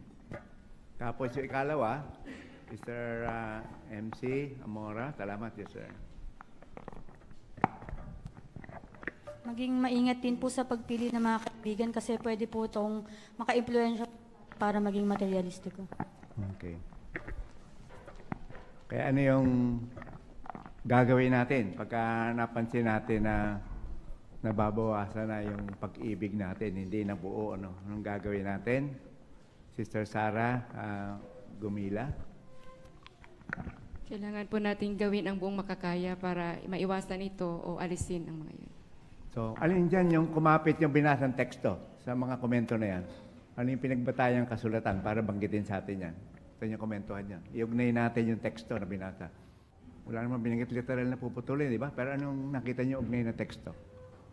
Paano nag-ugnay yun? Nag-link yung teksto na yun sa binanggit na komento. Sister Jennifer? Yung pong binanggit dito na mga questionabling libangan ay alisin na pwedeng makaapekto sa atin. Kaya sa diwa po na sinabing alisin yung kanang mata, alisin yung kanang kamay, pwede pong magdulot ng kasalanan o makatisod po sa atin na gawin yung mga maling mga bagay para sa harap ng Diyos na Yehova. So anong gagawin natin? Ano yung salitang ginamit doon? Sa halip na putulin, ano yung katumbas noon sa pinag-uusapan natin? Sister Brenda Tuason. Sabi po dukitin. Oo. Okay, alisin. Ano? Tama, no? Eh, yun namang, anong kugnayan ng Kawikaan 4:23? Nasaan naman doon yun sa puntong pinag-uusapan natin? Sister De Asis. Sabi dito, ingatan natin ang ating puso kasi ito ang namumulan ng bukal sa buhay natin. So ano yung salita na susi na gagawin natin? Susing salita sa teksto. Sister Army, Felicitas. Ingatan po. Yan, ingatan, bantayan. Baka nababawasan ng pag-ibig. Palagi tayong nakatutok doon, ano? Kung nakita niyo yung mga teksto sa Biblia, inuugnay sa ating pinag-aaralan. Talagang Biblia ang pinag-aaralan natin, eh. Kaya lang merong tumutulong sa atin, maunawaan to, yung tapat at matalinong alipin. Ano? Nakita natin yung application. Ano? Okay. Doon tayo sa paragraph 7. Hindi natin dapat hayaan na mahati ang puso natin. Kung hindi tayo magiging maingat, baka maisip natin na dahil marami na tayong ginagawa para kay Jehovah, hindi na natin kailangang iwasan ang masasamang impluensya. Tingnan ang ilustrasyong ito. Isiping maghapon ka sa labas at init na init. Pagka-uwi mo, binuksan mo ang aircon. Pero ano ang mangyayari kung iniwan mo namang nakabukas ang pinto? Papasok pa rin ang init. Ang punto, hindi sapat na gawin lang natin ang mga bagay na magpapalapit sa atin kay Jehovah. Dapat din nating isara ang pinto para hindi makapasok ang masasamang impluensya na nagpapahina ng pag-ibig natin kay Jehovah. Okay. Sa tanong sa 7, ganda ilustrasyon, ano? Bakit mahalagang iwasan ang masasamang impluensya? Kanya binanggit natin yun, magsisira sa puso. Pero bakit mahalagang iwasan ito? Brother, Sister Lynn Moyo, pakisuyo. Para hindi po mahati yung puso natin, mananatili po itong buo. Okay, very good. Direct answer, ano? So, gamit ang ilustrasyon. Brother J.R. Homok. Binanggit po dito na kung tayo ay init na init kasi maghapon tayong nasa labas. So pag uwi natin, nagbukas tayo ng aircon. Pero kung iniwan natin na nakabukas yung pinto, papasok din po yung init, mawawala yung lamig. So hindi sapat na gawin lang natin yung mga bagay na magpapalapit sa atin kay Jehovah, kundi dapat isara natin yung pinto o iwasan o alisin yung masasamang impluensya na magpapahina ng pag-ibig natin kay Jehovah. Ganda ilustrasyon mga kapatid, ano? So, magbabantay din tayo, no? Maganda tayong magbabantay. Anong tawag doon sa Efeso 2:2? Doon sa masamang hangin na yan? Ay, sinabi ko na yata, ano? Anong ginamit sa salita sa Efeso 2:2? Siya yung parang bukas na pinto na pumapasok yung masamang impluensya, eh. Anong ginamit sa salita? Brother Domingo? Yung hangin ngayon sa mga masuwayin. Oo nga, no? May salitang, ano nakita niya? Merong ginamit din na hangin, ano? Yun ang umu-impluensya, no? So, babantayan din natin yan, ano? Hindi lang tayo naglilingkod sa Diyos, tapos di ka naman nagbabantay sa masamang impluensya, pasok din yun. So, hati ang puso ngayon, ano? Nakita niyo yung punta, mga kapatid, no? Tinutulungan tayo ng pag-aaral na to na maging alisto na ang puso natin ay buo palagi. No? So nakuha na natin yung unang punto. Pumunta tayo doon sa second point na binabantayan natin din, titingnan ni Jehovah, sa topic na pinagsisisihan nila ang mga kasalanan nila. So sa paragraph 8 and 9 tayo. Gaya ng binanggit sa parapo 1, nakagawa ng malubhang kasalanan si Haring David. Pero nang puntahan siya ni Propeta Nathan para sabing nagkasala siya, nagpakababa si David at nagsisi. Makikita natin sa mga sinabi niya sa awit 51 na hindi lang siya nagkukunwaring malungkot para mapaniwala si Nathan o para makaiwas sa parusa. Talagang pinagsisihan niya ang mga nagawa niya. Nagkasala rin si Haring Hezekias kay Jehovah. Sinasabi ng Biblia, naging mapagmataas siya. Dahil dito, ang Diyos ay nagalit sa kanya pati sa Huda at Jerusalem. Bakit kaya naging mapagmataas si Hezekias? Baka dahil sa kayamanan niya o dahil natalo niya ang mga Asyriano. Pwede rin dahil sa makahimala siyang gumaling sa sakit niya. Posibleng pinakita niya ang kayamanan niya sa mga Babilonyo para magyabang. Dahil dito, sinaway siya ni Propeta Isaias. Pero gaya ni David, nagpakumbaba rin si Hezekias at nagsisi. Bandang huli, anong naging tingin ni Jehovah kay Hezekias? Isa siyang tapat na hari na patuloy na ginawa ang tama sa paningin niya. So, meron tayong artwork dito. Tanong natin sa 8 and 9, anong ginawa ni na Haring David at Haring Hezekias nang ituwid sila? Kanina binanggit, kasala sila. No? Anong ginawa ni Haring David nung ituwid siya? O, sige, Sean. Nagpakumbaba po si David at nagsisi po. Ayun. Sino ginamit ni Jehovah para itawag pansin yung mali niya? Sister Relox, Marlene? Si Propetang Nathan po. Okay. Si Hezekias naman, anong reaksyon niya? Nung siya ituwid? Buong puso niya, pero nagkamali siya. Anong reaksyon niya nung tinuwid siya? Wala lang. Ganun ba? Anong damdamin niya? Brother Tom Naraos. Nung una po, ayaw niya tanggapin yung pagtutuwid, pero eventually, tinanggap niya rin at nagsisi siya. Ayun, okay. Kaya anong komento kay Haring Hezekias pagkatapos na makita yung kabuuan ng kanyang buhay? Kahit nagkamali siya, anong pagkakasabi sa Ikalawang Hari 18:3? Anong sabi ron, Sister Gamboa? Sinabi dito na patuloy na ginawa ang tama sa paningin niya. Pero hindi naman palagi, no? Pero sa tingin ni Jehovah, walang nasira doon sa record niya, no? Kasi anong sikreto? Nung magkamali, tingnan natin, example ng picture, o tayo ng artwork. Dalawang larawan niya, no? Komentuhan natin yung isa muna, kung gusto niyo magkomento sa picture. Identify natin sila. Sister Mariel, Homok. Sa kaliwa po, makikita po natin si David na nagsisisi nung kausapin siya ni Propeta Nathan. Okay. O doon naman sa kabila, yung kabilang side ng picture. Sister Sarah, Felicitas. Sa kanang bahagi naman po ay nakahawak sa ulo at lungkot naman si Haring Hezekias habang kinakausap ni Isaias po. Okay. Anong description ng picture? Ito yung basahin description. May description yan, no? Sister Lenny Kapampangan. Nagpakumbaba at nagsisisi na Haring David at Haring Hezekias nang sabihin sa kanila ang mga kasalanan nila. Okay. Caption. Salamat. Ano?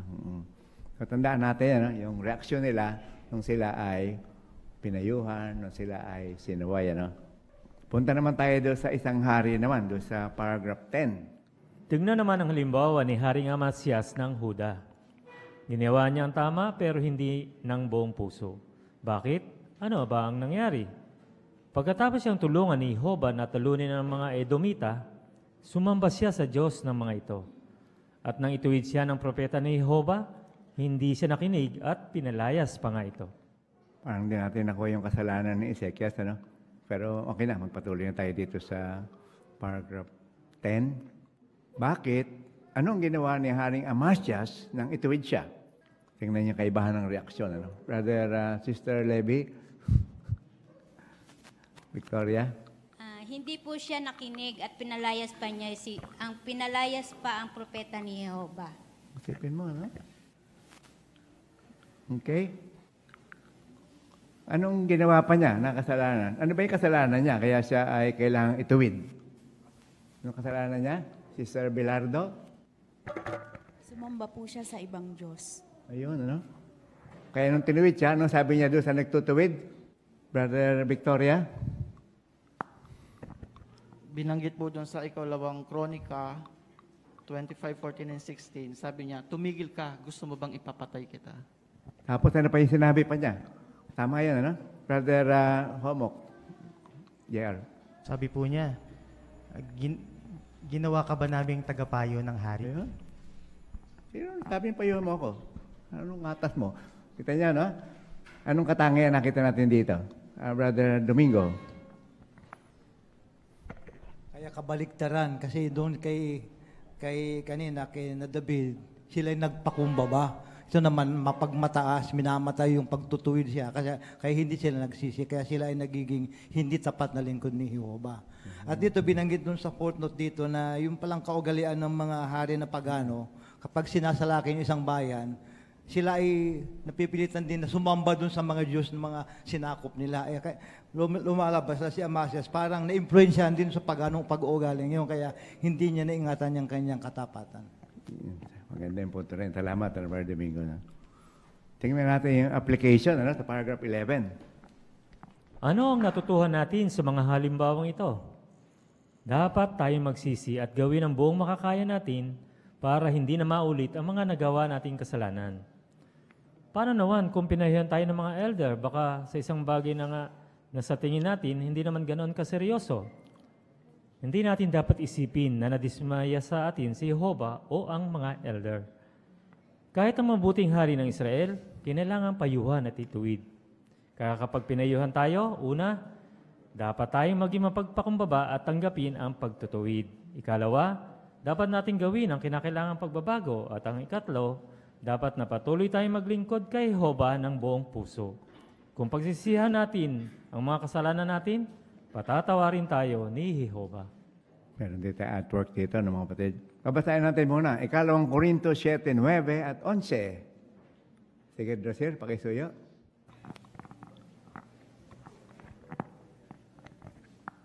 Natutuwa ako ngayon, hindi dahil nalungkot kayo, kundi dahil inakay kayo ng inyong kalungkutan sa pagsisisi. Ang kalungkutan ninyo ay ayon sa kalooban ng Diyos, kaya hindi kayo napinsala dahil sa amin. 11? Nababasa ng 11. Binigyan kayo ng pagkakataon pa ni Rosir, no? Sige, Brother Regalado, pakisuyo. Salamat, Rosir. Tingnan ninyo kung ano ang naging epekto sa inyo ng inyong kalungkutan na ayon sa kalooban ng Diyos. Nilinis ninyo ang inyong pangalan, nagalit kayo, natakot, nanabik, at talagang nagsikap na itama ang mali. Ginawa ninyo ng tama ang lahat ng bagay para malutas ang problemang ito. Okay, salamat sa inyong mga pagbasa, no? Okay, tanong natin, ayon sa 2 Korintos 7:9 at 11, ano ang dapat nating gawin para patawarin tayo ni Jehova? May dalawang gagawin, ayon din sa teksto. Doon sa 9, anong gagawin? 7:9, anong gagawin? Ano yung salita ron na gagawin? Sister Jennifer? Magsisi po. Makikita Okay. po yun kung labis siyang nalulungkot Ayan, doon sa ginawa niya. Pagsisisi, no? At doon sa 11, anong gagawin para patawarin ni Jehova? Brother Tuason?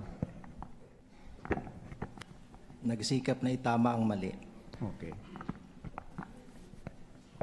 Salamat sa mga komento na yan, no?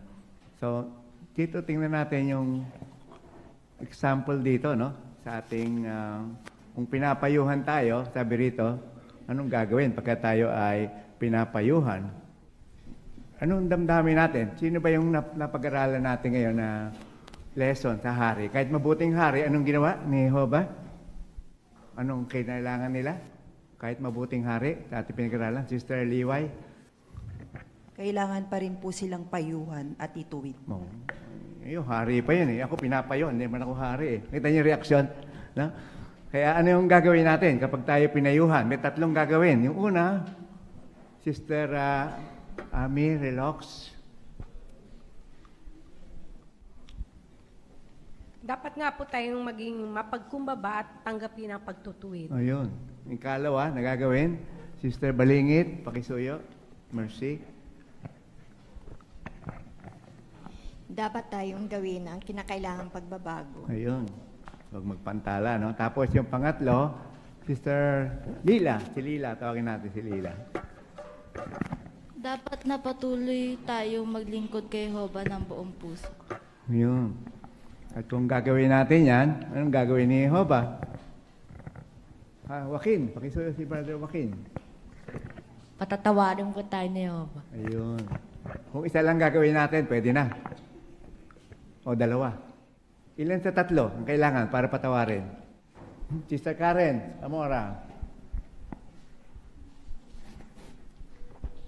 Kailangan po yung tatlo na yun. Okay, tingnan natin sa picture. Salamat sa punto na yan. Tingnan natin artwork natin. Nandiyan yung tatlo. May tatlo dyan, no? Brother Tuason, pakisuyo.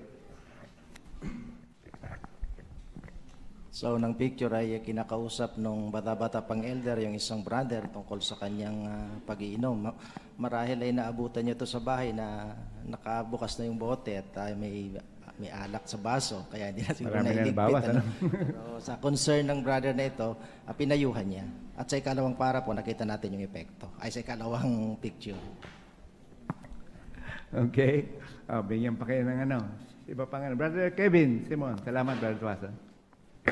Nakita po natin kung sino ang tinularan noong matured na elder doon sa picture. Iniwasan niya yung halimbawa ni Amazias, kundi tinanggap niya iyong katulad ni David at ni Hezekias. Kaya naman doon sa huling picture, nakita natin na nanumbalik yung kanyang spiritual na kalusugan. Okay. Pwede bang dalawa lang ang ginawa ng matanda rito? Brother Domingo. Kailangan yung tatlo, pero ang pinaka-crucial dito yung una. Kasi yung binanggit dito, dapat maging mapagpakumbaba. Kasi kung wala iyon, hindi natatanggapin yung pagtutuwid, lalo kapag nagtutuwid sa kanya, ay mas bata sa kanya. Tulad ni David, propeta lang, hinatan lang nagtutuwid sa kanya, hari siya. Si Amasya, ginawa niya, sino ka? Ikaw propeta ka lang. Kaya kung walang pagpapakumbaba, walang pagsisisi. Kaya yun ang una, first step yun. Pero kailangan tuloy-tuloy yun. Kailangan kung pagbabawa, pagkatapos, sabi dito, dapat na patuloy na maglingkod kay Jehovah.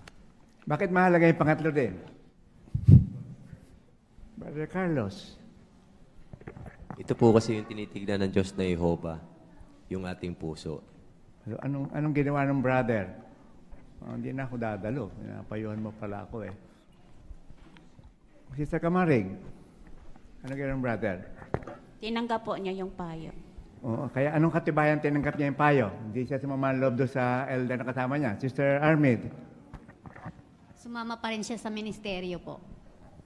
Sumama pa rin po siya sa ministeryo. Sino kapartner niya? Yung nagpayo Ay, po wag ikaw. Wag ikaw. Hindi kita gustong kapartner. Kaya nakita niya humility, no? Brother Tuason, pakisuyo. Nung payuhan yung brother doon sa larawan, nag-research siya doon sa payo.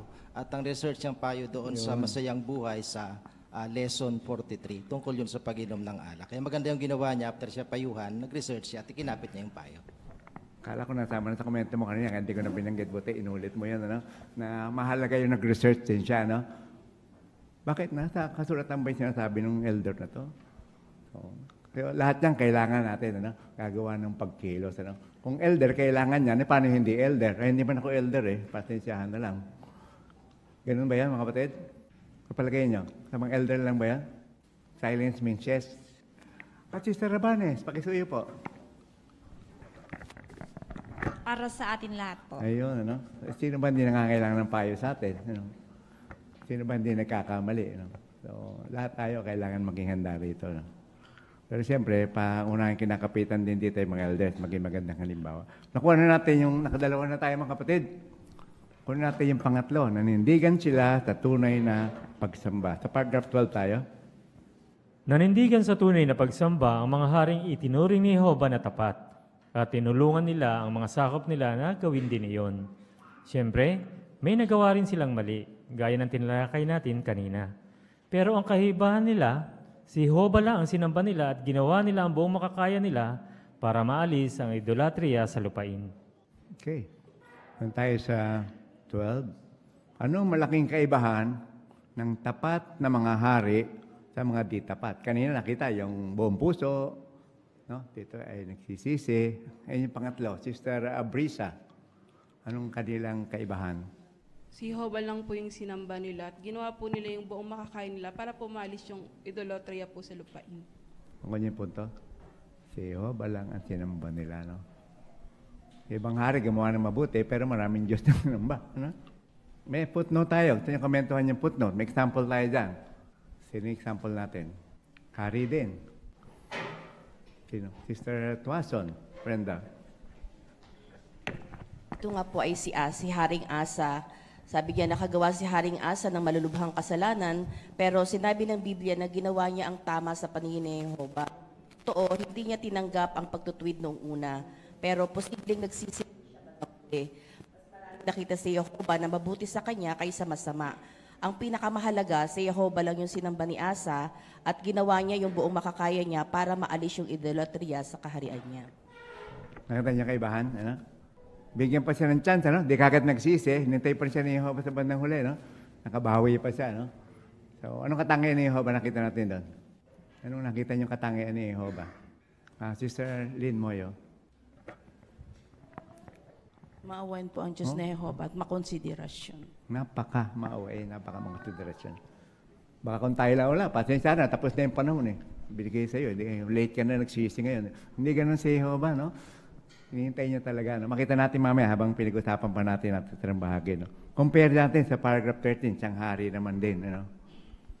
Bakit itinuring ni Jehovah na di tapat ang ilang hari? Hindi naman masamang lahat ang ginawa nila. Halimbawa, nang malaman ng masamang haring si Ahab na ipinapatay si Nabot dahil sa kanya, kahit pa paano, nagpakumbaba rin siya at nalungkot. Isa pa, may naitayo rin siyang mga lungsod at naipanalong mga digmaan para sa Israel. Pero may ginawang napakasama si Ahab. Dahil sa asawa niya, inimpluwensyahan niya ang iba na sumamba sa huwad ng mga Diyos. At kahit kailan, hindi niya ito pinagsisihan. 13, bakit itinuring ni Jehovah na di tapat si Haring Ahab? May ginawa siya mga mabuti? Si Ahab o puro masama? Anong ginawa niya mabuti? Okay? Brother Watson? Yung mabuti rito ay nalungkot din si Ahab. Nagpakumbaba siya nung malaman niya na ipinapatay si Nabot ng kanyang asawa. Di ba? Kaya sabi ni, nakita mo ba? Sabi ni Jehovah, nalungkot siya, So, nagbigay pansin si Jehovah. Brother Domingo. Suyo, salamat, Brother Watson. Sa pangmagandang ginawa niya ay meron din siyang naitayo na mga lungsod at naipanalo niya ang digmaan para sa Israel. Kaya may magandang naitayo na nagawa siya. Ba't hindi nag-score yung ginawa niyang mabuti kay Jehovah? Sister Loreto. Dahil may ginawa naman po siyang napakasamang bagay. Isa po yung nagpagpapa-influensya niya sa asawa niya pong si Jezebel. Tapos, inimpluensyahan din po niya yung iba na sumamba rin sa mga huwad na Diyos. At ang masama pa, kahit kailan, hindi niya po ito pinagsisihan. Kaya wala talaga score, ano? Nakita niyo yung pananaw ni Jehovah, no? Titingnan niya yun, ano? Yung tinaguyod, ang tunay na pagsamba. Wapa tayo sa pang example, sa 14. Tignan natin ang isa pang halimbawa ng di tapat na hari, si Rehoboam. Gaya ng binanggit sa paragraph 2, marami siyang nagawang mabuti nung namamahala siya. Pero nung maging matatag na ang paghahari niya, hindi na siya sumunod sa kautusan ni Jehovah at sumamba na siya sa huwad ng mga Diyos. Kaya minsan, sinasamba niya si Jehovah at minsan naman ang ibang mga Diyos. Bukod kina Rehoboam at Ahab, may iba pang hari na hindi nanindigan sa tunay na pagsamba. Ang totoo, sumamba sa huwad ng mga Diyos ang halos lahat ng di tapat na hari at inimpluwensyahan pa nga nila ang iba na gawin din iyon. Maliwanag, napakahalaga kay Jehovah ng panindigan sa tunay na pagsamba. Isa ito sa pinakatinitingnan niya para masabi niyang mabuti o masama ang isang hari. Tanong sa 14 sa A. Bakit tinuring ni Jehovah na di tapat si Haring Rehoboam? Brother Kim, Simon? Dahil po nung naging matatag na yung paghahari niya, hindi na po siya sumunod sa kautusan ni Jehovah at sumamba na siya sa mga huwad na Diyos. Kaya kung minsan po si Jehovah sinasamba niya at minsan naman po ibang mga Diyos. Mahirap, ano? Minsan si Jehovah, minsan si iba naman Diyos, ano? Kaya hindi talaga nakasupport siya ng single, ano, sa tunay na pagsamba. Ngayon, anong karaniwang pagkakapareho, yan pansinin niyo, anong karaniwang pagkakapareho ng mga di tapat na mga hari? Sige, Brother Artros. Katiwan na po sa huwad ng mga Diyos at ini-impluwensyahan pa nga pala yung iba na gawin din iyon. Okay. Nakita niyo yung punto na yun, no? Doon sila nagkakapareho, no? Sino yung example natin na isa pa? Yun, katatapos lang natin talakayan, no? Si Haring Ahab. Kaya ano yung dapat nating tandaan? Basahin natin yung last sentence ng paragraph 14. Sino gusto bumasa noon? Last sentence ng paragraph 14. Sister Maricar, Sangkilino. Sabi dito, maliwanag, napakahalaga kay Jehovah na ang paninindigan sa tunay na pagsamba, isa ito sa pinakatinitingnan niya para masabing niyang mabuti o masama ang isang hari. So, very particular si Jehovah doon, ano? Tingnan natin application nito sa atin. Bakit mahalaga yung ganitong pananaw ni Jehovah? Bakit ganyan sa tumingin? 15. Bakit malaking bagay kay Jehovah ang pagsamba? Ang isang dahilan, responsibilidad ng mga hari na tulungan ang bayan ng Diyos na sambahin si Jehovah sa tamang paraan. Isa pa, dahil sa hubad ng pagsamba, nakakagawa ang bayan ng iba pang malulubhang kasalanan at hindi nila napapakitunguhan ng tama ang iba. Bukod dyan, nakaalay kay Jehovah ang mga hari at iba pang Israelita. Kaya kung sasamba sila sa ibang mga Diyos, sinasabi sa Biblia na para na rin silang nangalon niya. Isa sa pinakamasakit na pwedeng mangyari sa isang tao ay kapag nangalo niya ang asawa niya. Ganyan din kapag sumamba sa ibang Diyos ang isang nakaalay na lingkod ni Jehovah. Sobra niyang nasasaktan si Jehovah. Sa paragraph 15, bakit napakahalaga kay Jehovah ng paninindigan sa tunay na pagsamba? May 3 dahilan. Banggitin ng isa, Sister Relox, Ami. Ang una nga po dahil responsibilidad ng mga hari na tulungan ang bayan ng Diyos na sambahin si Jehovah sa tamang paraan. Ayun. Yun ang pananagutan nila hindi nila ginawa. No? Ano yung ikalawang dahilan? Sister Relox, Marlene. Ikalawa nga po ay dahil sa huwad na pagsamba, nakakagawa rin ang bayan ng iba pang malulubhang kasalanan at hindi nila napapakitunguhan ng tama ang iba. Ito yung epekto, no? Ano yung dalawang epekto? Pagka napunta sa false worship, yung isa ay, Sister Ongking ko, ulitin lang natin punto na yan. Nakakagawa pa sila ng malubhang pagkakasala. Ayun, yun ang naging daan para magkasala pa. Bukod sa nagkasala na sa pagsamba sa ibang Diyos, dadagdagan pa. Tapos ano pa yung pangalawa na epekto rin? Kaya particular sa Jehovah, Brother Angel. At di po nila napapakitunguhan ng tama yung iba. Ayun. Iba sila makitungo sa iba, no? Apektado yung kanilang pakikitungo sa iba. So makita niyo si Jehovah na may dahilan talaga siya, no? Na maging particular sa mga hari na hanapin sa kanila yon. Yan yung ikatlong dahilan pa. Sister Carlos. Nakaalay din po sila sa Diyos na Jehovah, yung mga hari at iba pang mga Israelita. Kaya kung sasamba po sila sa ibang mga Diyos, sinasabi po ng Biblia na para na rin silang nangalon niya. Okay. Salamat. Palawakin ni Brother Loreto. Ito, magandang puntong ito. Salamat, Sister Pinky. Alam ng Diyos na Jehovah na yung kanyang bayan ay mapapabuti lamang kung siya ang sasambahin nila. Kasi ang lahat ng plano, layunin ng Diyos para sa ikabubuti nila. Pag sila'y sumamba sa ibang mga Diyos, ang nangyayari, para si kapapahamak nila. Ikapapahamak ng marami sa kanila. Halimbawa, may mga Diyos na yung anak nila ay iaalay nila. Papatayin nila yung anak nila para doon. Sabihin, sila yung lubos na napapasama. Kaya ang damdamin ng Diyos, nasasaktan siya. Sino bang ama yung, o ina yung nagnanais na yung anak niya mapariwara o mapunta sa masama? Siyempre hindi. Ganon din ang lalong higit ang damdamin ng Diyos. Gusto niya na mapabuti yung lahat ng kanyang malingkod. Ano pa yung isang punto? Salamat. Maganda yung punto na yun. No? Sister Mariel, pagsuyo. May ilustrasyon din pong binanggit doon sa para po. May ihahalin tulad po ito sa isang tao na nangulo niya yung kanyang asawa. Ito ay isa sa pinakamasakit na pwedeng mangyari sa kanya. Ganon din po kay Jehovah, sobra yung sakit na nararamdaman niya kung sumamba yung isang nakaalay na lingkod niya sa ibang Diyos. Dahil binanggit po doon sa Jeremias 3:8-9 na kung yung bansang Israel noon at yung mga hari ay sasamba sa ibang Diyos, para na din silang nangalunya kay Jehovah. Kaya ano yung huling salita doon sa paragraph na yan, sa sentence? Dahil doon, Sister Canuto. Nasasaktan si Jehovah. Hindi lang nasasaktan, ano? Anong salitang ginamit pa? Sister Kamarig? Sobra pong nasasaktan sa Ayun. Jehovah. Kaya maintindihan natin ba't gano'n yung damdamin ni Jehovah, no? Punta tayo dito sa 6. Meron tayong footnote. Ano yung footnote dyan tungkol doon sa pagsamba? Nakita niyo yung footnote sa paragraph 15. Sister Gamboa.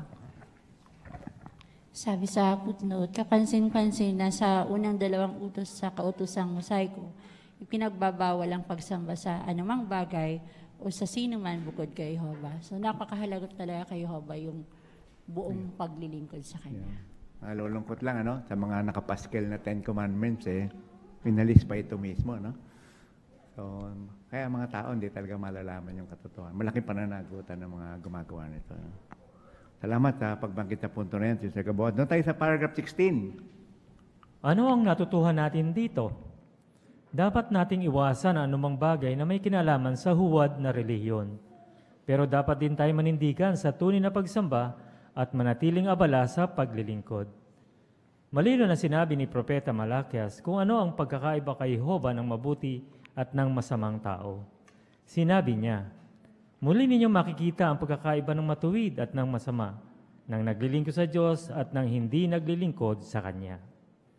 Kaya hindi natin dapat hayaan ang anumang bagay na mapahinto tayo sa paglilingkod, kahit pa nga ang mga kahinaan natin at pagkakamali. Isang ang malubhang kasalanan ang pagtigil sa paglilingkod kay Jehovah. Okay. Sa 16, para kay Jehovah, ano ang malaking kaibahan ng matuwid at ng masama? May bagong punto tayo makuha rito, batay doon sa temang teksto natin. Brother Alcantara. Ang pakakaiba po ng ang di matuwid at matuwid sa paningin ng Diyos ni Jehovah, ayon po sa ikalawang Timothy 3 hanggang 1:5, yan yung gumagawa ng kasamaan. Merong 19 na talaan si Apostol Pablo para mabanggit yung mga kasamaan sa 2 Timothy 5.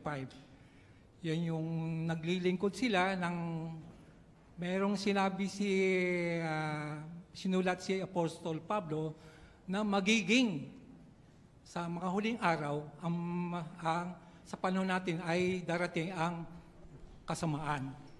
So, pagkaiba nito ng masama at sa di matuwid ay sa mga tunay na Kristiyano ay hindi magsasalita o gagawin ng ganitong kasamaan ang mga tunay na Kristiyano tulad ng ginagawa ng mga huwad na relihiyon. Salamat po sa inyong komento. Pero tingnan niyo yung naka-highlight doon sa teksto sa Malakias 3:18. Ano yung pinalitaw na punto ro na kaibahan ng matuwid at ng masama? Sister Joanne Joso. Yun pong matuwid, sila po yung mga naglilingkod sa Diyos at yung masama naman po, hindi naglilingkod sa Kanya. Kaya nung tingin ni Jehovah, pag tumigil tayo maglingkod, wala mang ginagawa masama, brother. Si Jehovah pa rin ang Diyos ko eh. Sister King ko. Isa yung malubhang kasalanan. Mantinan niya, no? Isang malubhang kasalanan ang tumigil na maglingkod. Kahit hindi tayo gumagawa ng masama. Hindi tayo sumamba sa ibang Diyos. Si Jehovah pa rin ang Diyos natin. Pero tumigil na tayo. Anong sabi sa Bible? Yung sin of, anong kasalanan yan? Kasalanan ng hindi. Pag hindi na po tayo naglilingkod kay Jehovah, hindi sa sumasama sa mga gawain sa ministeryo, parang... Sister King ko, salamat. Komento na yun. Tinatawag din yun na sin of omission. Kasalanan hindi paggawa. Pwede tayong magkasala kahit wala tayong ginagawang masama eh. Pag tumigil na tayong gumawa ng mabuti, ang pinakamasamang gagawin natin na pagtigil na mabuti ay tumigil maglingkod kay Jehovah. Ipunta tayo sa 17. Parang bagong angulo yan, nakuha natin. Ano? Palagi natin binabasa yung teksto na yan, pero tinampok sa atin yung kahalagahan. Ano? Sa 17 tayo, mga kapatid. Kung single ka at may plano mag-asawa, nakikita mo ba kung paano pwedeng makatulong ang sinabi ni Malakias sa pagpili mo ng mapapangasawa? Baka nga may magagandang katangian ng isang tao, pero kung hindi siya naglilingkod sa tunay na Diyos, masasabi bang matuwid ang tingin sa kanya ni Jehovah? Kung ganyan ang mapapangasawa mo, sa tingin mo ba, matutulungan kanya maging mas malapit kay Jehovah? Pag-isipan ito. Posible naman na may magagandang katangian ang pagganong mga asawa ni Haring Solomon. Pero dahil hindi sila mananamba ni Jehovah, unti-unti nilang pinasunod si Solomon sa ibang mga Diyos. Tanong natin 17. Paano pwedeng makaapekto, ito na para sa mga binata at dalaga, no? Pangasawa. Paano pwedeng makaapekto sa paglilingkod natin kay Jehovah ang pagpili natin ng mapapangasawa? Sister Jemel Aguilar, tawag tayo ng dalaga. Kung pipili nga po ako ng hindi naglilingkod sa Diyos na Jehovah na mapapangasawa, bagaman may maganda po siyang katangian, hindi ko po masasabi na matuwid siya sa paningin ng Diyos na Jehovah. At hindi po yun assurance na tutulungan niya ako na maging mas malapit po kay Jehovah. Ayun. Kaya unang hahanapin ay, para masabing matuwid yung mapapangasawa, siya ba ay dating blank? Tama ba yan? Brother Tom? Hindi po dati. Dapat po naglilingkod. Yan. Naglilingkod kay Jehovah. No? Okay. Isa sa mga hanapin. Hindi lang yun, ano? Pero isa yun sa qualification. So, pagka ganyan ng qualification, definitely, sino hindi na pwedeng kasama dyan? Yung mga hindi ano? Sister Spy, Perlina. Hindi na po kasama doon yung mga hindi bautisadong saksi ni Jehovah kasi hindi naman po sila naglilingkod kay Jehovah. Ayun, nakapakasakit naman, tabi ng sister, Mas marami kang problema pag tinuloy mo yan, Marami nang magpapatotoo niyan, yung mga nakasubok na niyan. Pag in-interview niyo sila, ulitin mo ba yung buhay mo? Pag ginawa mo, nakita niyo yung mga sagot nila, Kaya matuto na tayo sa nangyari sa kanila. Sino example natin? Na matalinong hari, pero ano nangyari sa kanya? Sinong hari yon? Ano pangalan? Brother Froilan? Si Haring Solomon po. Ayun, natira, talino niya, Naakay siya ng kanyang mga asawa, 18 tayo, mga kapatid. Mga magulang, pwede ninyong gamitin ang halimbawa ng mga hari sa Biblia para matulungan ang mga anak ninyo na magkaroon ng kagustuhang maglingkod kay Jehovah. Idiin sa kanila na itinuring ni Jehovah na tapat ang mga haring sumamba sa Kanya at tumulong sa bayan na gawin din iyon. Ituro sa kanila na dapat unahin ang espiritual na mga bagay, gaya ng pag-aaral ng Biblia, pagdalo sa pulong, at pangangaral. Dapat din kayo maging magandang halimbawa dito. Kasi kung hindi magiging malapit kay Jehovah ang mga anak ninyo, baka maisip nilang saksi lang sila kasi saksi ang pamilya ninyo. Dahil dyan, baka hindi nila maramdaman na ganon kahalaga ang pagsamba kay Jehovah o baka huminto pa nga sila sa paglilingkod sa Kanya. Tanong sa 18, para sa mga magulang, anong dapat ituro ng mga magulang sa mga anak nila? Mga magulang. Sige, Sister Sean. Anak pala yung Sean. Sister Sandra Amora. Pwede ko nga pong ituro sa anak ko yung magagandang halimbawa ng mga hari sa Biblia at idiin sa kanila yung mga halagang punto na nakatulong po para maging tapat na mananamba yung mga hari na yon. Gusto ko rin po ituro kay Sean na dapat po na unahin po yung spiritual na mga bagay gaya ng pag-aaral ng Biblia, pagdalo sa pulong at pangangaral po. Pag hindi ganun, ano mangyayari? Sige, Brother Rabanes, pakisuyo po. Bilang karagdagan lang po sa dapat ituro sa mga anak, na ituro sa kanila na ibigin si Jehovah ng buong puso. Ibig sabihin na hindi lang sa salita na saksi sila, hindi lang sa isip na kilala nila si Jehovah, hindi lang sa puso na iniibig na si Jehovah, kundi isagawa at sabihin nila sa iba ang kanilang natutunan. Regular na dumalo sa mga pagpupulong at sa paglabas sa larangan para makamit nila ang pagpapala at proteksyon mula sa ating Diyos na si Jehovah. Salamat po sa komento. Sister Carlos. Gusto ko rin pong maging magandang halimbawa sa aking mga anak. Mga saksi lang sila dahil saksi kayo. Mahirap yun. 19. Wala na bang pag-asang maging kaibigan ulit ni Jehovah ang mga huminto na sa paglilingkod sa Kanya?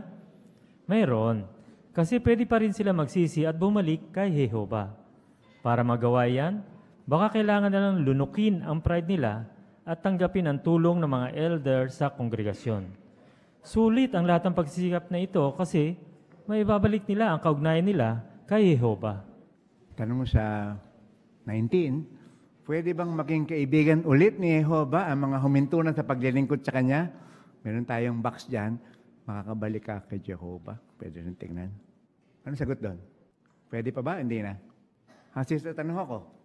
Taas niyo kamay niyo, sister. Ayun. Pwede pa po silang bumalik sa Diyos na Jehova. Dahil alam natin na ang Diyos na Jehova ay puno siya ng pag-ibig. Kaya kung siya man po ay huminto, sinabi dito na kailangan siyang bumalik at kung siya man ay nagkasala at nagsisi, pwede siyang bumalik at tuloy ang paglilingkod sa Kanya. At, yun lang ho. Salamat po. Salamat po. Ano yung example natin dito na pwedeng bumalik pa kahit nahinto na? Example. Sino example natin? Pangalan lang. Sister Pascual, ano pangalan? Example sa Bible na pwedeng bumalik. Si Manases po. Okay. Brother Kevin, Simon. Binanggit yung halimbawa po ni Haring Manases. Kung titignan natin yung record ni Haring Manases, baka sabihin natin, naku, balakyot siya. Karapat-dapat na siya sa kamatayan. O hindi na siya mapapatawad ni Jehova. Pero nagbago ang sitwasyon. Nung naging bihag po siya, nagsisi siya. Kaya naman, ang ginawa niya, patuloy siyang nagpakumbaba, patuloy siyang nanalangin. Napalambot niya ang mukha ni Jehova. Tinanggap siyang muli. Kaya anong sabi doon sa huling pangungusap ng box na ito? Para sa mga kapatid na nahinto na. Sister Lynn De La Torre. Kaya huwag magdalawang isip na gawin ang buong makakaya mo para makabalik kay Jehova. Salamat. Kaya panawagan niya para sa kanila. Sa 20 tayo, last paragraph. Anong mga aral ang natutuhan natin sa mga hari ng Israel? Matutularan natin ang tapat na mga hari kung patuloy tayong maglilingkod kay Jehova ng buong puso. Dapat din tayong matuto sa mga pagkakamali natin. Pagsisihan iyon at gawin ang kinakailangang pagbabago. At lagi sa natin tandaan na napakahalagang patuloy nating sambahin ang nag-iisa at tunay na Diyos. Kung mananatili kang tapat kay Jehova, ituturing kanyang matuwid. Maraming salamat, Brother Relo, sa yung paglilingkod sa amin, Parker Peter. 20. Anong magiging tingin sa atin ni Jehova kung tutularan natin ang tapat na mga hari? Maiksi lang sagot. Brother Doom. Matutularan natin ng mga tapat na mga hari kung patuloy tayong maglilingkod kay Jehova ng buong puso. Anong magiging tingin niya sa atin? Salamat, Sister Kapampangan. Salamat, Brother Doom. Matuwid po. Ayun. Tapos na tayo, mga kapatid. Punta na tayo sa review, Review na tayo. Very good. Ano ang sagot mo? Paano tayo patuloy na makapaglilingkod kay Jehova ng buong puso? Sister Beryl, Balingit. Para manatili pong buo yung puso natin sa paglilingkod kay Jehova, dapat nating iwasan o alisin yung anumang bagay na magpapahina ng pag-ibig natin sa Kanya. Kasama po din yung questionableng mga libangan at yung mga kaibigan na hindi po tumutulong sa atin na mas mapalapit kay Jehova. Kaya dapat na maging determinado po tayo na huwag hayaang makapasok sa puso natin yung masamang impluensya ng sanlibutan. Salamat, Salamat, Sister Beryl. Paano natin may papakitang nagsisisi tayo? Sister Karen. Mora. Dapat po na maging mapagkumbaba tayo, tanggapin yung pagtutuwid sa atin, gawin yung kinakailangan mga pagbabago at patuloy po tayo na maglingkod kay Jehova ng buong puso. Okay, very good. Tapos sa huling tanong, paano tayong maninindigan sa tunay na pagsamba? Sister Rhoda de la Cruz. Iwasan po natin yung mga bagay na may kinalaman sa wad na reliyon at hindi natin dapat hayaan yung anumang bagay na mapahinto tayo sa paglilingkod kahit pa yung mga kahinaan natin at pagkakamali. Ano nga yung termino na nadiin sa atin doon sa Malakias 3:18? Anong tingin ni Jehova sa isa na paglilingkod sa Kanya? Isa itong Sister Spy? Kapag naglilingkod po tayo, matuwid tayo sa paningin ni Jehova. Okay. Isang malubhang kasalanan din pag tumigil tayo. Maraming salamat sa inyo mga kapatid. Marami tayong natutunan sa ating napag-aralan. nakinabang tayo, mga binata at dalaga, mga inactive na mga kapatid, mga elder, mga magulang. No? Lahat tayo mayroong pagbubulay-bulayan at kung tayo kailangan payuhan, alalahanin natin yung mga hari, pinayuhan, kahit mabuting hari. So tayo hindi naman hari, so huwag tayo magtaka kung tayo ay tatanggap ng payo mula sa iba. No? Okay. May mga nagtaas ng kamay, hindi na natawag, pero kasusunod na namin kayo tatawagin. No? Salamat sa inyo lahat. Nakita namin yung pagkisikap na maging masigla yung ating pag-aaral at napapahalagaan ito. No? Pinahalagahan namin to. Tayo awit na, sa huling awit natin, kantahin natin yung awit bilang 45, ang pagbubulay-bulay ng aking puso.